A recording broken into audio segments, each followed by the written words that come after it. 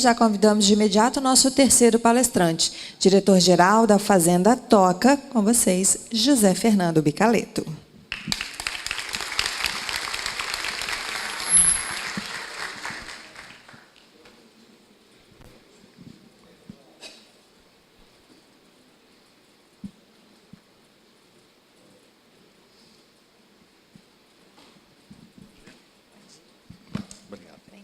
Tá ok. Perfeito.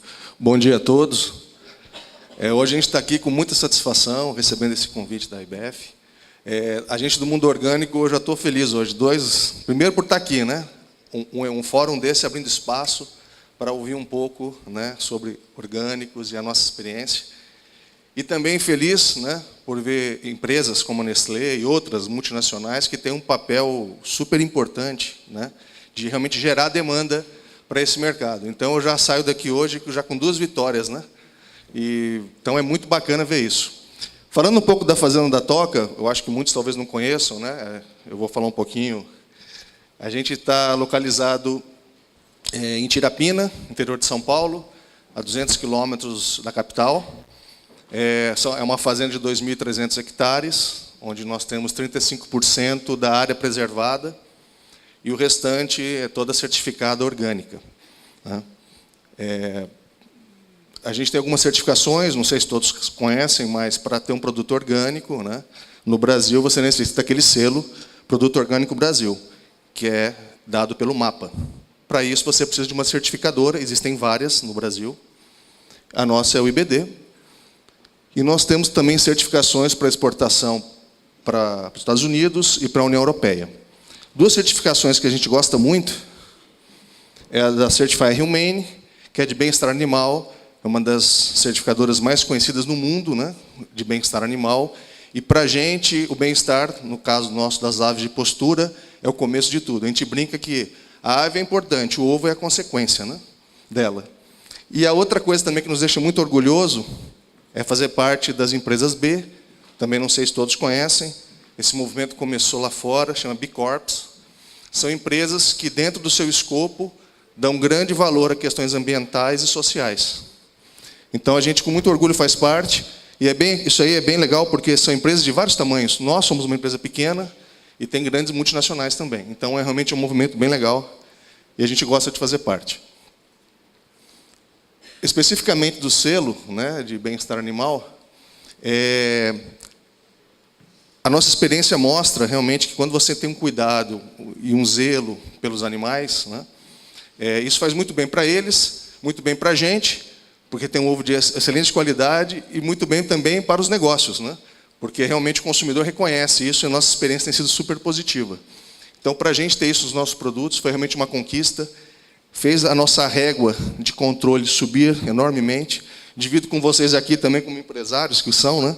Foi um aprendizado muito legal, porque a gente acostumou, né, na certificação orgânica, que já é exigente, né, a olhar o galpão lá, 12.000 aves num galpão. Nossa, o galpão está lindo, né? Mas aqui a gente aprendeu que a ave é um indivíduo. A gente olha a ave por indivíduo. É uma sociedade que está ali. Tem bullying, né? Tem elementos que apanham, né? É verdade, apanham, né? Então, é uma sociedade, tem hierarquia social, os puleiros, as que estão mais no alto, são as que têm mais força social. Parece papo de maluco, né? Mas não é. Tá? E aí, quando você entende isso e contribui para esse meio, você realmente tem uma produtividade maior. Isso vai. Menor taxa de mortalidade, maior curva de postura. É negócio. Cuidar bem é negócio. Quando a Nestlé fala e vai ali no gado leiteiro, e a gente teve esses contatos com a Nestlé no passado, é tecnologia. Não é poesia, não, gente. Parece, né? Parece que é um monte de abraça-árvore, né? Que vai ficar ali, nossa, que coisa poética. É negócio. Técnica de produção, cuidado com o animal, ele te devolve isso com produto de qualidade, em quantidade, longevidade do plantel, né? Então, para a gente é muito legal estar aqui. Bom, a gente, quando começou, né? E aí eu brinco com o Pedro Paulo foi o fundador da empresa, né? A gente falou, pô, Pedro, a gente podia escolher pelo menos uma estrada asfaltada, né? Para trilhar, né? Não. A gente faz morro acima, bicicleta em cascalho. Porque é muito difícil quando a gente começou a fazer orgânico. Muito difícil. Não tinha literatura, né? A gente chamava técnicos. O cara falou, cara, legal, mas conheço pouco, não sei como fazer, né? A gente aprendeu muito, eu vou falar um pouco na frente, porque tem muita dor nessa caminhada. Mas a gente sempre começou, né, desde o início, quando a gente pensou em empresa, em realmente estar baseado no triple bottom line, viabilidade econômica, regeneração e impacto social. Esses dois primeiros nasceu com o propósito da empresa já.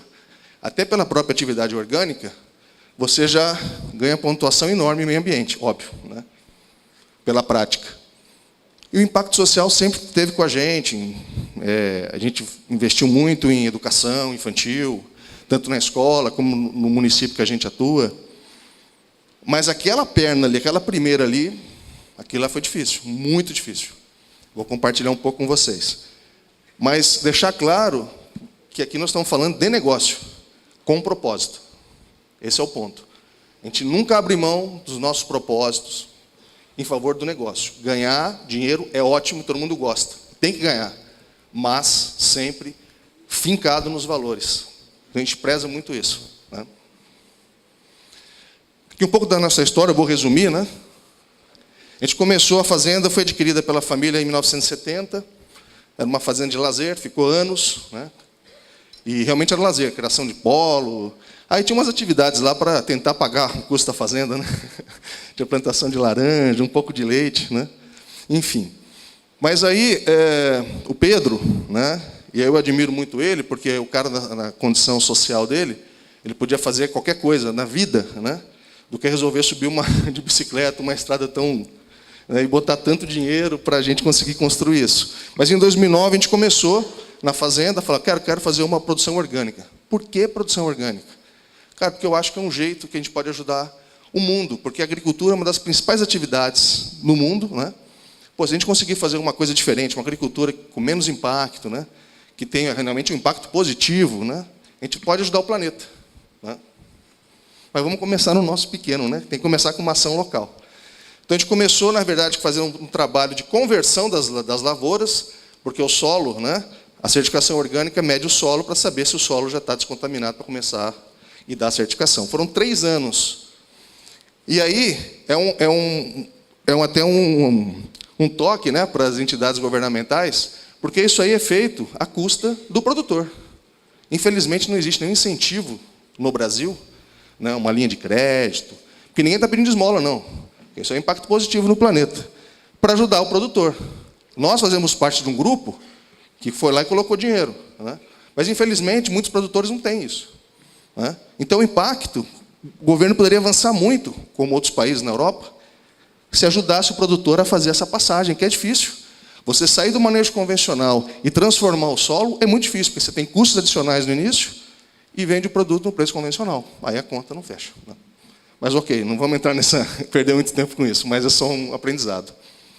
Então, em 2012, 2011, a gente começou a produção de ovos, especificamente, e de outras atividades. Nós começamos bastante abrangentes. A gente começou com fruticultura, produção de leite, produção de ovos. Tentando integrar isso, né? Usa o esterco da galinha para pulverizar a fruticultura, o da vaca. Eu vou falar mais para frente a dor desse aprendizado. E em 2012 a gente obteve a certificação e naquele momento, né, a empresa fazia parte do grupo GPA, né, um sócio do grupo GPA. Então, foi um caminho fácil para cadastrar, né? Quem da área comercial sabe a dificuldade de cadastrar. Ali foi fácil, confesso. Então, a gente tinha um cliente só. Fazíamos a marca TAEC. Então, toda a nossa produção era vendida como a marca TAEC. Lindo e maravilhoso, tudo, né, funcionando. A parte comercial. Aí teve a questão societária. Falou, bom, e aí? Aí estamos com todos os ovos numa cesta só, né? E aí, em 2014, nós lançamos a nossa marca, a marca Fazenda da Toca. E fomos para o mercado com outra proposta, investimos em algumas mudanças em produto, na época. E chegou um certo momento que nós percebemos e aprendemos que a gente era muito diversificado. E essa subescala, por várias atividades de pequeno porte, isso não era rentável. A gente ia demorar muito para conseguir virar esse jogo. Até porque você conseguir ser especialista em tantas frentes é muito difícil. Você aprender a fazer avicultura com eficiência, fruticultura com eficiência, produção de leite, que o Pedro sabe como é que é. Uma derrapada, se perde a produção. Então, nós fizemos um trabalho de consolidação das nossas atividades, em final de 16 para 17, né? E eu vou falar um pouquinho como a gente está hoje. Mas esse é um breve histórico nosso. E aí, depois de tantas penas, né, conseguimos ter a solidez financeira que a gente tanto buscou, né? Eu vou falar um pouco mais à frente. Então, o que é a Fazenda da Toca hoje, né? E aí tem muito a ver com o tema, né, do fórum, né, de dividir valor, né? A gente observou que a gente tinha uma propriedade, um solo orgânico, que é tão difícil de converter, como eu citei, 3 anos para converter um solo. Falou, cara, a gente quer sair desse negócio, mas pô, vamos chamar alguém que conhece, especializado, para ser parceiro, perder uma terra dessa, né? E aí hoje, a gente encara a nossa empresa ali como um polo de produção orgânica em larga escala. E aí é o segundo desafio, né? E outro, talvez, um paradigma. Quando fala em produção orgânica, aí muita gente fala assim, ah, beleza, é um bando de maluco beleza lá que produz pouquinho, né? Vende na feira, vende para o vizinho, isso é produção orgânica. É importante também. Só que para ter impacto, precisa ter escala. Para alguns dos senhores aqui um dia querem investir em agricultura orgânica, eu preciso mostrar que tem um retorno, que tem uma tira elevada. Porque senão, legal, cara, continua aí. Eu não vou nessa. Então, hoje a gente virou realmente um polo de produção. Aqui a nossa fazenda são as várias atividades que nós temos orgânicas. No slide seguinte eu explico, que envolve desde grão, produção de leite, enfim. Então, nós temos 4 atividades dentro da nossa propriedade. Ovos orgânicos, e essa atividade é que tem a gestão própria, né? Então, toda a gestão dessa atividade, nós da Fazenda fazemos. E temos parceiros para as outras 3 linhas. Então, nós pegamos aquele solo que era nosso, falou, cara, vem ajudar a gente a fazer, vira nosso parceiro. Então, nós produzimos leite orgânico, produzimos fruticultura em sistemas agroflorestais, que eu vou explicar rapidamente o que é, e produzimos grãos, que é para as nossas aves, né? Então, hoje, a avicultura de postura é o nosso principal business, e a gente vai dividir um pouquinho do nosso aprendizado, que foi doído, né? A gente começou em 2011 a fazer um piloto com 1.500 aves. Desculpa, que eu acho que deu uma desconfigurada, mas sem problema. Com 1.500 aves, que não é nada, né? Mas para a gente era o nosso ensaio ali, né? Que é muito diferente, né? O desafio da ração, enfim. A gente não trabalha com antibióticos, apenas homeopatia, então tivemos que aprender sobre homeopatia, quando aplicar, sempre preventiva, ambiência. Foi um aprendizado, uma curva grande. Aí, em 2012, nós implantamos 3 aviários pequenos, mas aviários já de produção comercial, não é? Pequenos, eu vou mostrar um pouquinho na frente a nossa evolução de produção. 2014, a gente começou realmente a querer crescer, mas esbarramos com a crise de falta de grãos orgânicos. Não existia no Brasil, pouquíssimos produtores. Então, nós fizemos um trabalho, criamos uma associação, junto com 2 parceiros nossos, a Corim, que acredito que alguns conheçam, de produtos orgânicos, saudáveis, aves, né, ovos, enfim, uma linha grande, mas que sofreu o mesmo mal, e nós somos vizinhos, a 30 quilômetros da fazenda. E outro produtor pequeno, chamado Yamaguchi, também de produtor de ovos. A gente criou uma associação e fomos começar a visitar, criamos fórum, chamamos produtores, falou, cara, o que você precisa para produzir orgânico? Né? E a gente viabilizou. Te dou contrato de 3 anos, pode produzir, o valor é esse. Te pago o preço justo. Se o mercado oscilar, eu te pago mais. Para o cara vir, senão não vem, porque não tem estímulo nenhum. E, finalmente, a gente começou, e hoje é uma atenção grande, mas não é mais hoje uma restrição para crescimento.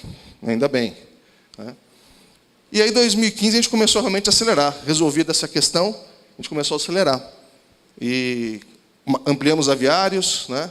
Melhoramos nosso PEC, que é a sala de ovos, onde você classifica o ovo e embala. Né? A gente tinha uma sala bem pequenininha, vou mostrar algumas fotos. E também começamos a aumentar a nossa capacidade de armazenamento. Porque, diferente do convencional, né, que eu pego o telefone e peço milho a qualquer época do ano, no orgânico você tem que comprar sua produção na safra. Né? Então, você tem a safra, você compra, às vezes, até para o ano. Né? Soja, enfim, milho, milheto. Então, você necessita ter espaço de armazenagem. E, nesses últimos 2 anos, a gente também vem continuando o investimento, automatizamos a nossa fábrica de ração, né, que era manual, vou mostrar. Aí não funcionava mais, continuamos aumentando nossa capacidade de armazenamento. E aí o nosso histórico, né, produção diária de ovos, a gente começou lá com 1.500 ovos, depois naquele período que tinha os 3 aviários pequenos, 14 mil ovos dia. E aí demos um salto razoável em 2015, quando resolvemos o grão. E esse ano nós já estamos praticamente nesse número de 100 mil ovos dia. E nossa pretensão é crescer 30% para o próximo ano. O mercado está demandando, a gente está muito concentrado em São Paulo. Espero em breve, quem sabe, poder estar aqui no Espírito Santo, né, com os nossos produtos. Enfim, então a gente... Por isso que a escala é importante, né? A escala te dilui custos, te coloca no jogo, né? Isso que aconteceu com a gente. Eu vou mostrar um pouquinho o nosso histórico, que aí vem a dor. A dor é grande, né? Porque dói no bolso, né? Que é a margem nossa de EBITDA, né? Então, a curva de aprendizado está lá, né? No início. E antes, eu nem trouxe a série toda, né? Então foi muito difícil. E aí eu vou contar uma passagem, eu até comentei ontem com o pessoal no jantar. Em 2015, cara, a gente fala assim, bicho, nós vamos desistir desse negócio, porque é complicado, hein? Pô, não tem um caminho fácil. Toda decisão tem um monte de senão, um monte de implicação. E aí nós recebemos uma visita super bacana para a gente, né, que foi o John McKay, que ele é o fundador da rede Whole Foods dos Estados Unidos. Ele veio para uma palestra no HSE, num evento em São Paulo, não lembro exatamente qual evento. Cara, ele ficou sabendo da toca e foi para lá. Pô, para a gente foi assim, cara, o cara vem aqui, meu. A maior rede de supermercado de saudáveis do mundo. O cara quer conhecer a gente. E foi legal. Ficou 2 dias com a gente lá. E a história dele nos inspirou muito, porque naquele momento que a gente começou a querer fraquejar, aí eu vi uma história de sucesso dele, nos colocou assim, pô, é possível fazer diferente. E ele falou para a gente assim, cara, você imagina nos Estados Unidos, uma cidadezinha no interior do Texas, em 1980, por aí, um cara criar um supermercado sem refrigerante, só comida saudável, sem as grandes marcas do mercado americano. Todo mundo me chamou de louco, né? Todos, meus amigos, parentes. E aí a passagem, que é trágica, mas ao mesmo tempo é cômica, né? Porque ele conta dessa forma, por isso que eu vou... Falou, cara, minha mãe, no leito de morte, pegou minha mão, falou, meu filho, faz qualquer coisa, larga esse negócio. No leito de morte. Falou, cara, você imagina. E eu não larguei. Aí inaugurei minha segunda loja, cara. Falei, pô, agora a gente vai, né? Uma semana da loja inaugurada, lá no Texas, deu a maior tempestade da história do Texas e a loja foi totalmente destruída. Ele falou, bom, quebrei mesmo, agora vou ter que dar o braço a torcer. E aí que vem a surpresa para ele. Cara, ele falou, a cidade foi me ajudar a limpar a loja. Meus fornecedores, que eram pequenos, e eu ajudava eles, foram lá e me deram o estoque de novo. Eu recomecei. Então é bacana isso, né? Forte. Para a gente foi muito forte. Falou, cara, vamos insistir, vamos continuar.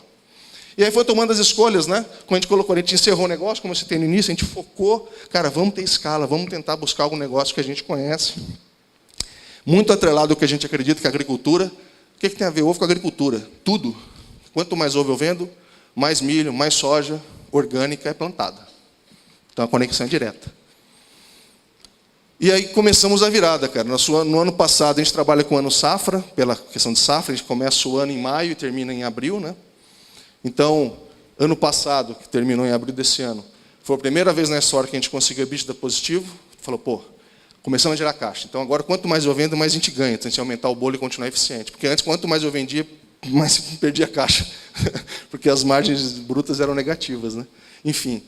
E começamos a acelerar, trouxemos a Grant Thornton para auditar, né? Porque se a gente vai... Porque até então a gente bancava, né? Sócios. Falou, agora a gente já tem... Vamos para o mercado financeiro, conseguir taxas boas, mas para isso precisa ter um balanço auditado, enfim. Profissionalizamos essa frente financeira. E, cara, muito orgulho para a gente. Assim, a gente conseguiu, esse primeiro trimestre desse ano, o caminho que a gente está buscando, de 21% de EBITDA, conseguimos 19% no primeiro trimestre, que é o crescimento de um produto que tem margem hoje, né? Então, a gente está muito bacana ver isso. Várias dores de parto, porque você imagina, você trazer para uma fazenda, né, que tinha um ritmo de lazer, você trazer a cultura de buscar redução de custos, buscar eficiência, ter indicador, ter meta. O cara vai lá, o granjeiro nosso vai lá e tem que preencher mortalidade diária, né, o volume de ração que ele deu para as aves. Isso tudo é um desafio cultural, né? Controle de processos de todos os níveis. Tem sido, né, uma luta, mas uma luta bacana, válida, né? Para buscar essa operação financeira saudável, né? Então, hoje a gente tem muita certeza do que a gente faz, né? Na atividade de avicultura. E hoje a gente produz para várias marcas, eu vou citar um pouco na frente, e tem outras tantas, né, nos procurando, porque realmente é uma barreira produzir avicultura de postura, né? Então, enfim, mas a gente está num ciclo virtuoso, né? Depois de tanto sofrer, tanta dor, a gente está começando a ver a luz no fim do túnel. Aqui um pouquinho, eu vou falar bem rapidamente das nossas estruturas, né? Hoje nós temos um complexo com 11 aviários dentro da fazenda, e agora nós arrendamos mais 6 aviários fora da fazenda, na região, né? Hoje todo o nosso processo é automatizado de coleta, alimentação das aves, controle térmico dos galpões, né? Puleiro, como eu citei, né? Isso realmente a ave consegue expressar a estrutura social dela. Os piquetes são os acessos externos, né? Então as nossas aves, pela própria obrigação de orgânicos, têm acesso à área externa, eu vou mostrar, e o tratamento homeopático. Aí quando o Pedro mostrou aquela imagem da vaca, né, quando eu falei assim, cara, se eu voltasse, eu queria ser uma galinha na toca, porque a vida é boa. Mas além de ser uma galinha da toca, eu queria ser uma vaca daquela ali, porque, cara, que tratamento, hein? E ela devolve, gente, em qualidade e produtividade. É isso aí. É inspirador ver isso. Então, lá em 2011, a gente começou com os aviários pequenos, né? Era coleta manual, né? Era uma organização boa, mas eu precisava de 3 funcionários para cuidar desse aviário, porque tem que fazer a coleta, né? Eram mais ou menos 4 horas de coleta por dia, de ovos. E aí, quando as pessoas entram muito no aviário, também você mexe com a vida das aves, né? Enfim. Né? Já tínhamos piquetes e tal. Aí um pouquinho da nossa estrutura atual, né? Os galpões são bem maiores, todo automatizado, né? Então, um galpão desse, a gente tem um funcionário que coleta o ovo em 1 hora, né? Aí você começa a ver a escala com custo. Não tem jeito, sem escala. Né? Então, a gente começou a entrar no ritmo de, vamos falar assim, de gente grande, né? Apesar de sermos pequenos ainda, né? Mas já querendo ser mais estruturados, né? A parte externa, né? Os puleiros, a gente fazia de bambu, fazemos hoje uma estrutura que dura um pouco mais. Aqui todo o acesso de piquetes, então as aves saem todos os dias, exceção se o clima não permitir, né? Muita chuva, ou muito frio, ou muito calor, mas de forma geral todos os dias são liberadas, voltam sozinhas, né? Porque é um animal de hábitos, né? Começa a escurecer, a segurança faz com que elas voltem sozinhas para o galpão. Daí, legal. Aí falando um pouquinho da estrutura nossa de ração, eram 6 toneladas, era uma fábrica manual, quer dizer, não podemos chamar de fábrica, né? Eram 2 funcionários trabalhando todo dia para fazer 6 toneladas de ração. Né? Então a gente tem uma estrutura hoje, é uma fábrica pequena, para um padrão convencional, mas hoje um funcionário, com todo automatizado, faz as diversas formulações nossas, apertando um botão, dando Enter, e aí a fábrica opera sozinha. Nossa sala de ovos, a gente nem tinha foto dela, que era tão pequena, né? Era uma salinha pequena, devia ser daqui ali, máximo daqui ali, esse prédio. Né? Então, hoje a gente faz 20 mil ovos hora, né? Todo automatizado, o ovo já cai dentro do estojo, né? Então é outra vida, mesmo assim ainda é uma sala de ovos pequena, se comparar com o convencional, mas para a gente já é um grande passo, né? Para custos, eficiência, classificação de ovos eficiente. Bom, apesar de sermos pequenos em produção orgânica de ovos, a gente tem mais ou menos 50% de share no Brasil, poucas empresas fazem. Né? Adotamos, como citei, as melhores práticas de bem-estar e qualidade.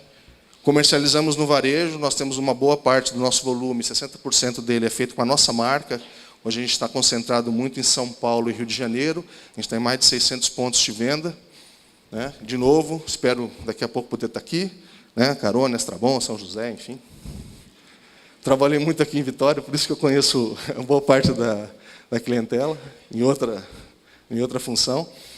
E a gente tem a produção interna de grãos, que eu vou mostrar na frente, e 100% da ração é produzida por nós, 100%. Essa é a garantia de qualidade que a gente tem. A gente não abre mão disso. Podemos comprar grão de fora, sem problema, mas a produção é nossa. Aqui são alguns claims, né, que a gente coloca nas embalagens, porque o consumidor confunde muito orgânico, integral, saudável, são conceitos diferentes. Aqui a gente começa, é uma tentativa de comunicar, né, e explicar para o consumidor o que é isso. Aqui são as nossas embalagens atuais, né? Então, toda a nossa produção é orgânica, nós queremos os ovos funcionais, com ômega 3, selênio, né? E aqui queremos um negócio legal, que é um ovo de galinha jovem. A galinha, quando começa o ciclo produtivo dela, tem um ovo menor que o padrão comercial. E esse ovo não tinha valor nenhum, a gente vendia ele a convencional para a indústria, a troco de nada. Falou, cara, isso não faz sentido, né? Aí falou, cara, vamos lançar uma linha infantil. Eu falei, cara, vamos conversar com o consumidor para falar, amigo, esse ovo é pequeno mesmo, ele é fora de padrão mesmo, e você, quando compra, você está ajudando a relação de respeito com os animais e com nós produtores. Aí, quando você abre lá a embalagem, tem mais coisa escrita. É uma tentativa de criar um diálogo de consciência de consumo, né? Então, porque nós consumidores, somos um fator de mudança, né? Então, se eu só exijo aquela fruta ou aquele ovo padronizado, e o que é bom nutritivamente e não está no padrão? É desperdício? Não tem valor? Então, a gente começou e está sendo um sucesso, né? Na verdade, hoje a gente precisa ter mais galinha jovem, porque é uma curva de produção, né? Quando não tem, enfim. Mas é uma solução. E o mercado recebeu super bem esse conceito, né? Esse tipo de diálogo, né? Desculpem as fotos, né? Mas a qualidade delas, né? A gente produz hoje para a Granja Mantiqueira. Granja Mantiqueira, quem não é do setor, é a maior granja da América Latina. Aí você vê a escala, a gente falou em 100 mil ovos, eles produzem 10 milhões de ovos por dia. Essa é uma escala, né? É como o cara que produz leite pequeno e uma Nestlé. Abissal, né? Mas, enfim, só que ele falou, cara, esse negócio de orgânico, eu não quero mexer com isso. O Leandro, que é o dono, falou, não quero nem saber disso, é muito complexo. Faz para a gente, né? E para a gente é ótimo, porque me dá escala, né? A capacidade de distribuição dele é muito maior que a nossa. A gente faz desde o início para o grupo TAEC, Pão de Açúcar.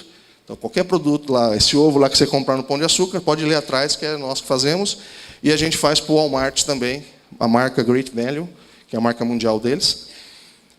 E para a gente foi muito bom, porque nós temos auditoria deles, de bem-estar, de ética. Então, eles puxam a régua para a gente. Então, a empresa está começando, quando você tem esse nível de exigência, de auditoria, para a gente começa desde pequeno com boas práticas, né? Bem legal a relação, apesar de ser apertada, né? Mas é bacana. Bom, enfim, então, os principais desafios nossos é o suprimento de grãos. Conseguimos melhorar, mas tem que ter uma atenção grande. Realmente, o manejo, não existe literatura, a gente está construindo essa experiência, mas está sendo muito bacana. A armazenagem de grãos é um desafio, porque, como eu falei, preciso tocar o grão, né? Então tem um valor empatado em ativos e em estoque elevado. E ainda tem a tal da diferença de preço, que o orgânico é mais caro, todo mundo sabe. E por que ele é mais caro? Porque ainda a escala é baixa, custos são... Você pega uma saca de milho hoje, bom, agora deu uma disparada, né, no convencional, mas há pouco tempo atrás era R$ 32,00 em São Paulo, na mesma época era R$ 64,00 em orgânico. Por quê? Tecnologia de produção, né? Custo por hectare para fazer o orgânico. A poda é manual. Tem desafios tecnológicos ainda, né? A gente precisa achar um dessecante biológico, não químico. Esse é um baita desafio. Inclusive, quem achar vai ficar milionário, tenha certeza. Pesquisem e vão ficar milionários, não tenha dúvida.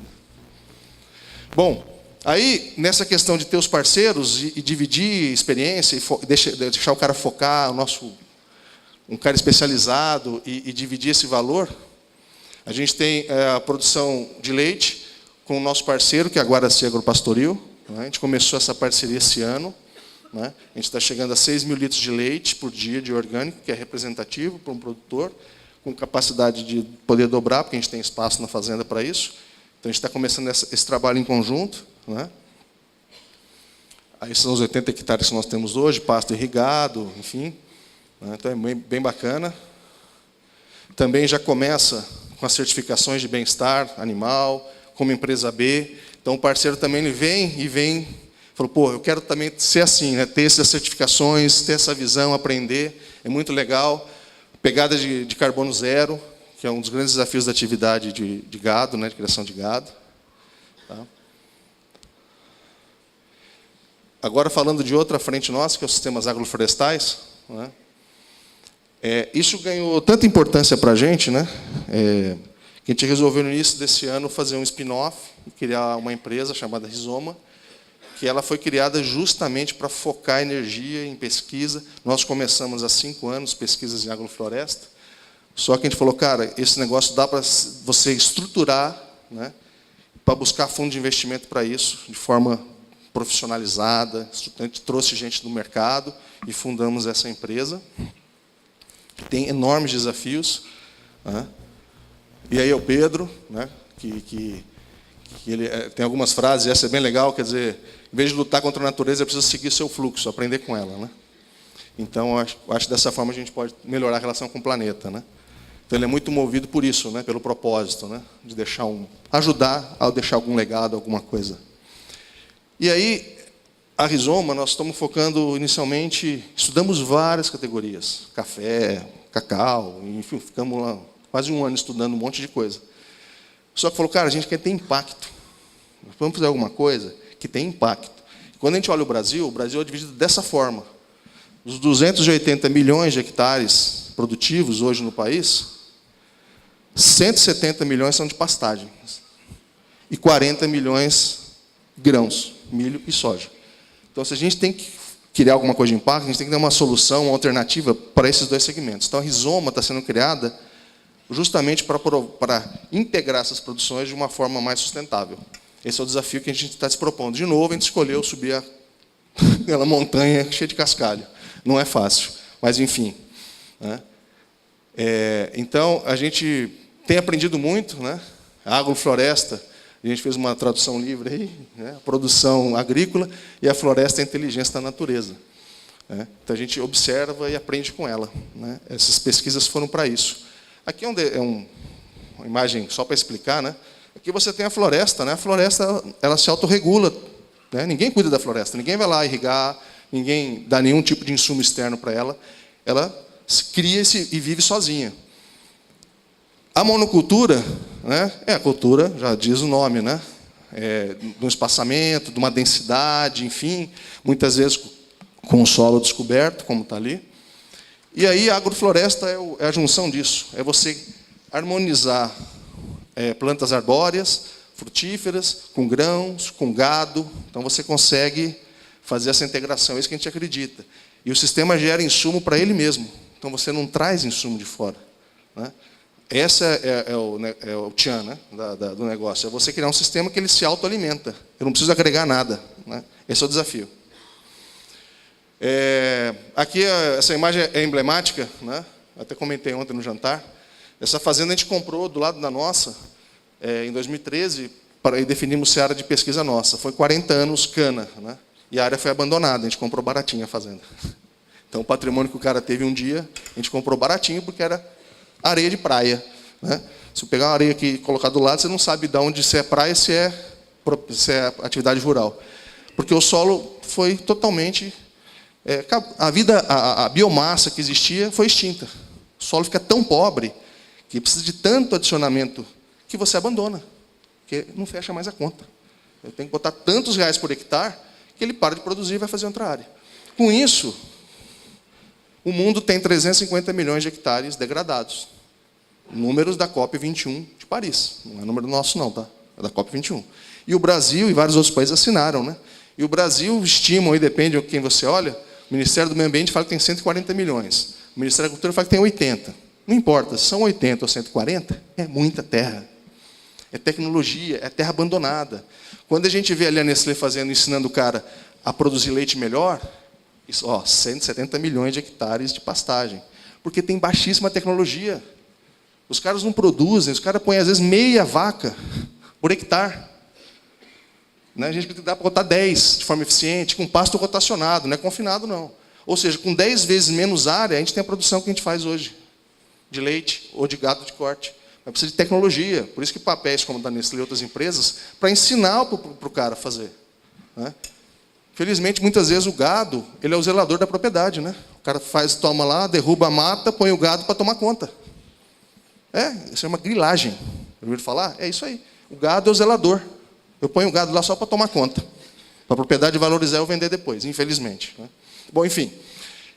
Então, a gente, usando as práticas de agrofloresta, esse solo aqui é um solo de 1 ano depois daquele ali. Sem irrigação, apenas devolvendo para ele matéria orgânica. 1 ano, a gente chama de leira, que é matéria orgânica. Você está diluindo a matéria orgânica no solo. Você recupera a biomassa, cria solo, o solo volta a ser regenerado. A gente brinca, a gente planta água, porque é um solo coberto. Quando chove, a água é retida, tem umidade, essa água vai para o lençol freático sem contaminação. Sequestra CO2, gera biodiversidade, porque volta a existir vida naquela micro-região. Então, volta os animais, é impressionante, volta o solo, volta a minhoca, papel fundamental no solo. Né? E gera receita de curto e médio prazo. Por quê? Diferente de um investimento em timberland, que eu ponho lá em madeira, para pegar daqui 20 anos, a taxa de 8% de TIR, aqui eu tenho receita de curto e médio prazo, que eu posso plantar temporal, pelo tempo de cultura, várias culturas no mesmo hectare. Essa é a lógica. Enfim, eu me empolgo, eu vou adiantar, senão eu paro de falar disso. Enfim, mas tem enormes desafios. Aí vem a dor de barriga de novo, né? Mecanização é um desafio. As máquinas não foram preparadas para esse manejo. Então, a gente investe em equipamento. Pô, chama o cara, o professor Pardal, né? Solda isso aqui, põe isso para cortar. Então, tem um monte de desafio. Mas a gente está topando fazer. É muito legal, porque uns anos atrás a gente não conseguia ninguém para fazer. Né? Agora a gente fez uma parceria com a John Deere. Uma empresa pequena, não sei se vocês conhecem. Começou outro dia. Cara, uma John Deere, pensar em olhar para a agricultura orgânica no Brasil, é porque eles já estão vendo alguma coisa. Né? Então, por isso que eu falo, as grandes empresas têm um papel fundamental para mudar o mundo. Né? E nós, consumidores, óbvio, né? Também. Enfim, muita pesquisa de espaçamento, sombreamento, essas são questões técnicas, né? Isso tudo influencia no sistema. A gente vem aprendendo com isso, né? Com as pesquisas. Produção de grãos orgânicos, né? Como eu citei, a gente faz também em parceria com a própria Rizoma, porque a nossa área agrícola é o início da Rizoma. Então, o que a gente fazia, a gente passou para eles, são parceiros nossos e fornecem para a gente. Sistema de parceria. Temos uma horta agroflorestal, né? E aqui é super legal, porque isso vai para o nosso refeitório, né? Vai para a feira local, e aí sim, esse é o impacto de uma pequena produtora. A nossa parceira aqui é uma agrônoma, com mestrado na USP, trabalha ela e o filho. Ela largou tudo, falou, eu quero viver da terra, do que eu amo. Ela produz 1 tonelada, ela e o filho, por mês de alimentos orgânicos. Então, mostra que mesmo a pequena propriedade, ela tem um papel importante. Porque a diversidade da alimentação não vem da grande cultura, gente, concorda? Quando você senta na mesa, tirando talvez um feijão, um arroz, que é de grande escala, a diversidade de alimentação vem dos pequenos produtores e médios. Todos os legumes e tal. Então, assim, é um papel fundamental incluí-los nesse caminho, né? E aí é um bom exemplo. Enfim. E a gente tem como valor, né, dividir o que a gente aprende. A gente cocria junto, a gente fala que a gente recebe muita gente, a gente chama muita gente para ir lá, construir, nos ajudar. O mundo acadêmico está sempre lá com a gente, tem vários pesquisadores que trabalham conosco, universidades, e a gente tem o Toque Experiências, que é onde a gente se organizou para dividir esse conhecimento. Então, a gente tem cursos, palestras, em vários setores, de consciência de alimentação, né, de agroecologia, a gente convida especialistas para divulgar o tema. Porque conhecimento, informação é conhecimento, conhecimento é decisão, né, de compra, enfim, de consumo. Trabalho de voluntariado. Então, assim, a gente realmente faz um negócio, a gente tem curso de produção de ovos. Né? A gente fez agora o 3º curso, estava lotado. Aí uma grande granja convencional, o dono esteve lá com a gente e falou, vem cá, deixa eu só fazer uma pergunta. Cara, vocês estão ensinando os outros a fazer o que vocês fazem, mas vocês não estão criando concorrente? Falei, cara, o mercado orgânico é incipiente ainda. Ele é um nicho do nicho. Né? Eu queria que tivesse 20 vezes, 30 vezes mais gente produzindo orgânico. Né? Isso é sinal que o mercado cresce. Então, a gente não tem ilusão nenhuma. Inclusive, o trabalho da Rizoma é totalmente open sourcing. A gente vai dividir sempre. A gente quer... Nosso propósito é ganhar dinheiro, sim, mas é propagar a questão do orgânico. Tá? Então, gente, era isso que eu queria dividir com vocês.